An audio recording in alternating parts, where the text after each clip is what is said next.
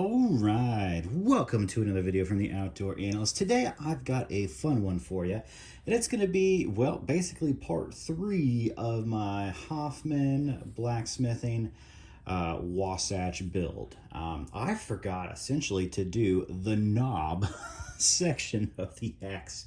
I got way too excited and just kind of left that part out thinking, I'll just leave it as is. But the truth is, after kind of going out there, I did not want to leave it as is by any means. So the question is, what sort of knob was I going to put on it? And I really wasn't entirely sure. I've spent the most amount of time by far with my Grandsfirst Brooks small 4 axe here, small forest axe. This thing has been over a decade with me, and I have fairly well enjoyed this. It does kind of have, it lacks a little bit in girth down here, no doubt. And I know they leave it flat down here so they don't have to do extra work.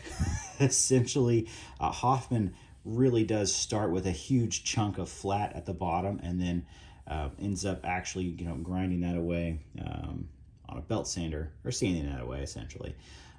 But Grandsfirst Brooks is a little cheaper on their version. So in the end, they squared off, and I had really no issues with that. It still gives you that nice sort of like fawn's foot that stops your hand from going anywhere.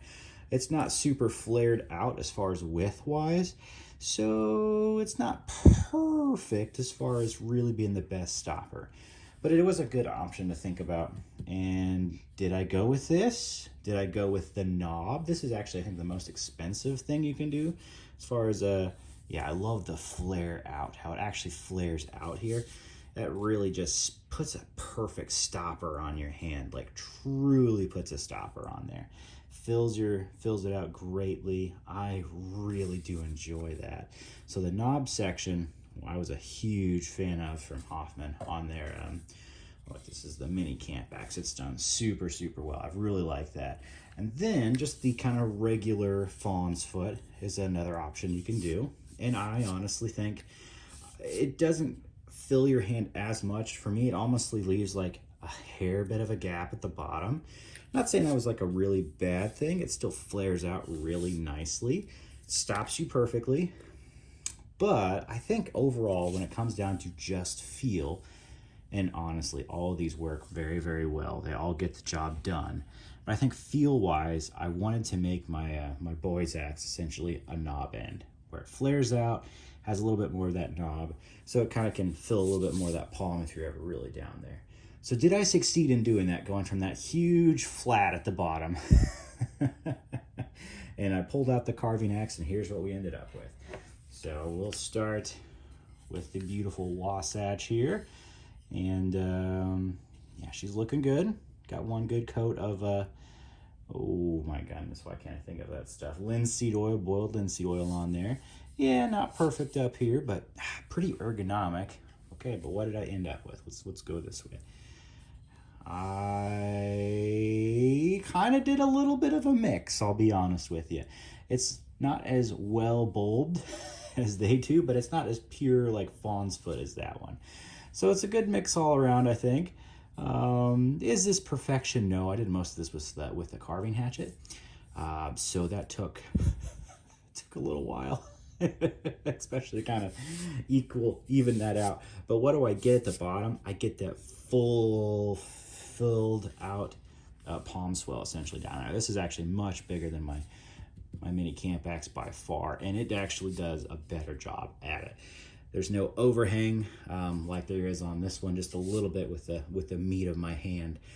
And I really, really like how that turned out. Is this perfection? No. And do I give all the Hoffman Blacksmithing guys props for just making symmetry a beautiful thing? Like, there's just pure symmetry there. Oh my gosh, so good. Do I have pure symmetry? No. It's not too bad, but it's definitely not pure symmetry going all the way around. But not too shabby, and I just love that grainage. That grainage is just basically perfect on this thing. What a good grain structure. Yeah, super pumped for this thing. This thing turned out really, really well. This is probably gonna be my final video until I go out chopping with it. And I'll probably do some more I'll probably bring out my Trail Boss from Cold Steel and go side by side with this. I know someone's thinking, you're gonna take a $30 axe versus this? Yeah, absolutely, why not? This has a little heavier head. The profile is a little more, I actually really like this profile better than the German profile of the Trail Boss, just because it puts more weight in a smaller section, which should chop actually quite a bit better. But yeah, this was a fantastic beastie, and I think it turned out pretty darn well on the back end here. So yeah, I think I finally finished my build. Finally done. What a really cool experience, and that actually didn't take as long as I thought it would, really, with the pulling out the carving hatchet and going to town. But yeah, it was really fun. Don't be afraid to just go in, dive in, and fix stuff. Yeah, is this perfect over here? No, it's definitely not perfect. You could definitely tell this was done by a novice, but daggone, I like it.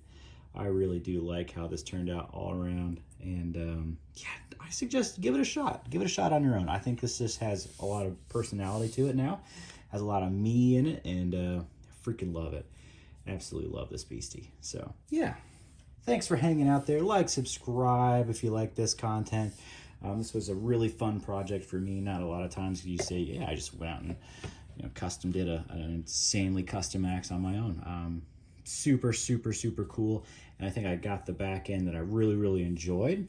Just personally, I like the extra girth you get with the knob end on there. That really is a cool touch. So it was nice to have different options to see what's around there. All of these do really well. I have no issues with the Fawn's Foot here. It's probably my second favorite. Number 1, 2, and then the Grandster's version is definitely number 3 on there. But yeah, super cool. This was fun, super fun project. Thanks for hanging out, and I wish you all a wonderful Merry Christmas season. I hope you have a great time with your family and friends. And if it is a tough time, I hope at least you find some peace throughout it, a little bit of rest. And yeah, I hope to see you on the next video as well. So I will catch you on the next one.